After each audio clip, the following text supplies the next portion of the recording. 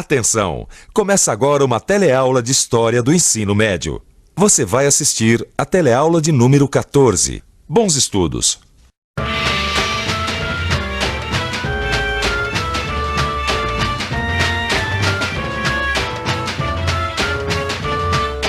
Oi, a nossa teleaula de História Geral vai falar sobre o feudalismo. Confira só o que você vai aprender hoje. Na teleaula de hoje, você vai ver que com o fracasso da unificação tentada pela Igreja e por Carlos Magno, o poder local dos senhores de terra aumentou. As populações estavam arruinadas e tinham medo dos ataques de outros povos. A economia ficou limitada às atividades no campo. Durante 300 anos, a Europa esteve dividida em centenas de pequenos estados independentes, os feudos. Foi a época dos mundos fechados.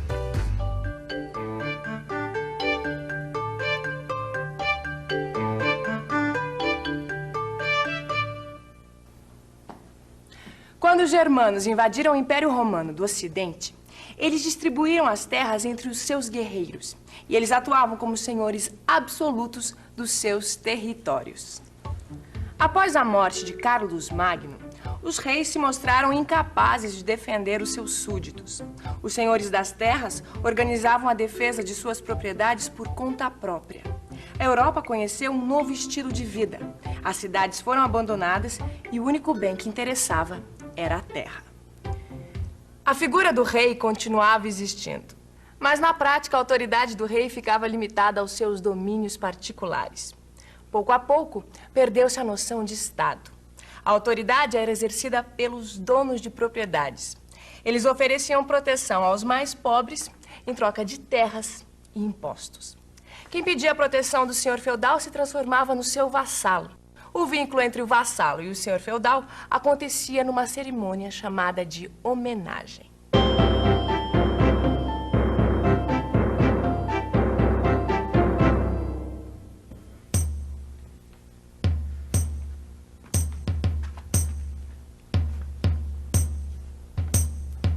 Eu me declaro seu vassalo.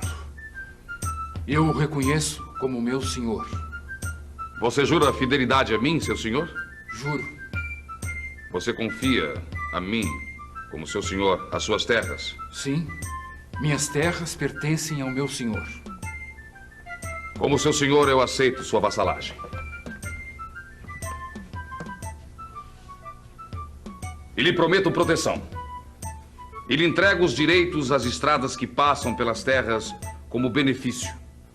Os benefícios que o senhor doava ao vassalo eram chamados de feudos. Daí vem o nome, feudalismo. Meados do século IX, o sistema feudal se estende rapidamente pela Europa. Quase todos os europeus são vassalos de algum senhor, e todos os bens são benefícios ou feudo de alguém. O dono do feudo exerce a autoridade de soberano sobre seu território. É ele quem cunha a moeda usada em suas terras. O dono do feudo tem um exército próprio. Ele não depende de rei nenhum para declarar guerra contra outros feudos. O senhor feudal administra a justiça e cobra os impostos.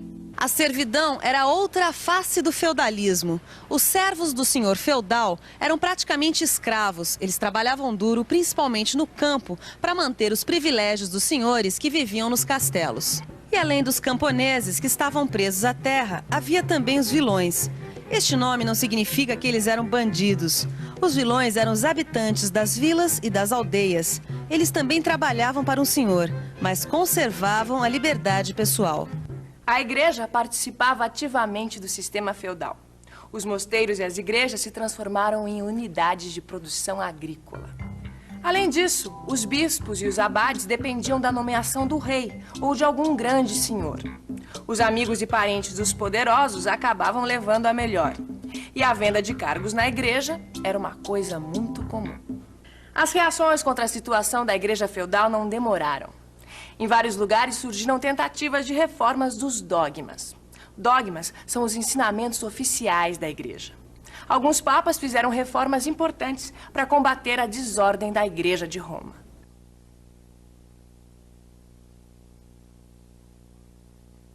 A A reforma começada pelos papas acabou chegando nos mosteiros. Este lugar que eu estou aqui é um mosteiro. Na Europa feudal, esses lugares eram os únicos centros de cultura que existiam. Nos mosteiros, os manuscritos e as obras da antiguidade clássica eram preservados e copiados pelos monges. Mas os mosteiros ficavam em lugares isolados e, conforme as cidades cresciam, aumentava a necessidade de novos centros de cultura. Foi assim que surgiram as primeiras universidades na Europa, que no começo eram ligadas à igreja. Isso acontecia porque a igreja era a grande detentora do saber. E desde que o homem é homem, saber é poder.